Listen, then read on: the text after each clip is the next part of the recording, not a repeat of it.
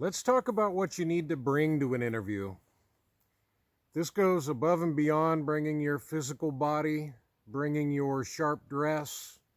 There's certain things that one day you'll thank me, I think you should always bring to an interview.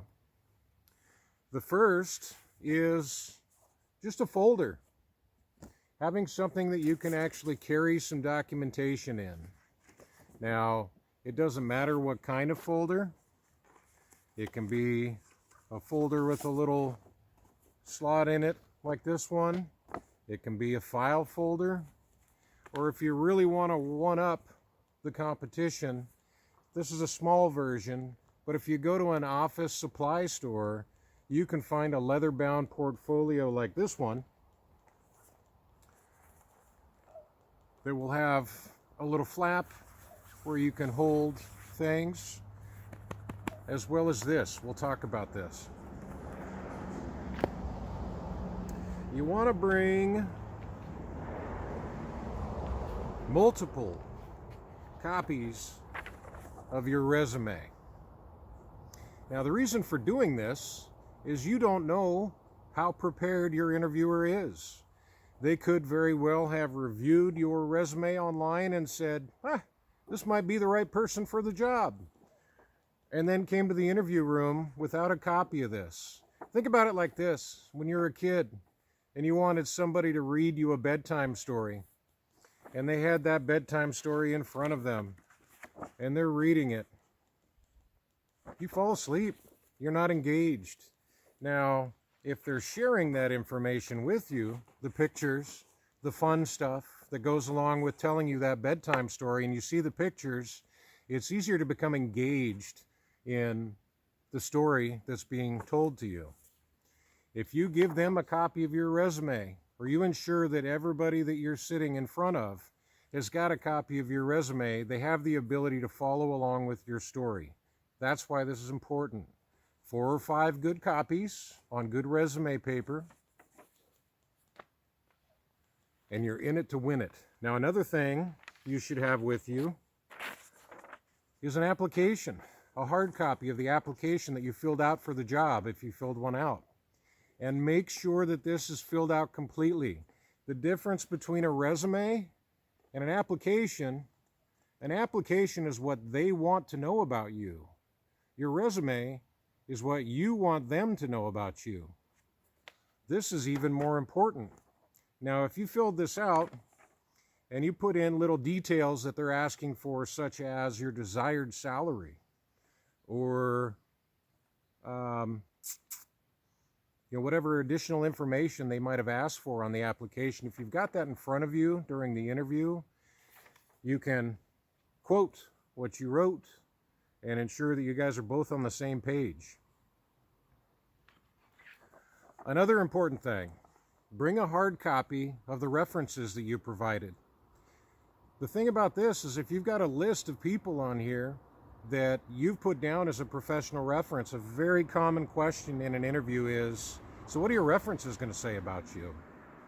If you got a hard copy, they can follow along with your story. You can say, well, Engelbert Humperdinck was a guy that I worked with for about 6 years.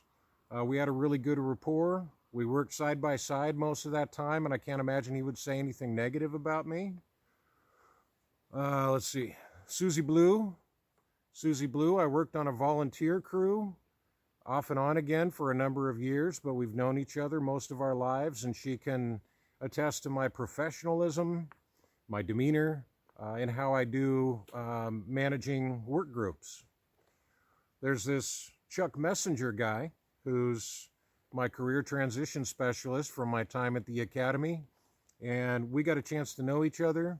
He can attest to how focused I was in academia. He can speak to what my career goals are, and he's a hell of a guy. One of my favorite human beings. Another thing, with the references, if anybody has written you a letter of reference, rather than being willing to take a phone call as a reference, give this to them.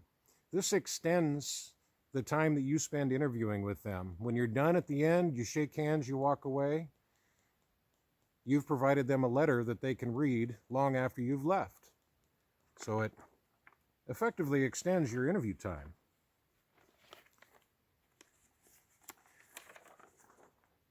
Can you see it?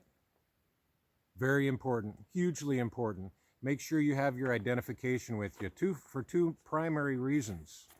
You could very well be just a superstar interview and they want to hire you on the spot. If you've got that documentation with you, you can fill out the paperwork and get started. But another thing with safety and security and with medical, oftentimes you'll go in to interview in a location that's tops your high security and they need to verify who you are before you walk through the door. You should have these with you at all times anyway, but make sure you bring them on the day of your interview.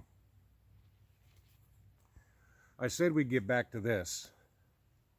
A pad of paper and a pen. Always have a pad of paper and a pen. Be prepared to take notes, but still focus on eye contact. Write down the things, though, that you think you can get back to in an interview, or if you think of on the fly a question that you can ask at the end, by all means, be prepared to write stuff down.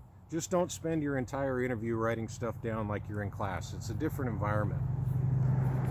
And then another physical item that I want to make sure that you bring, and this is old school, bring yourself a little note, something that you can just write them a note and say, thank you for the interview.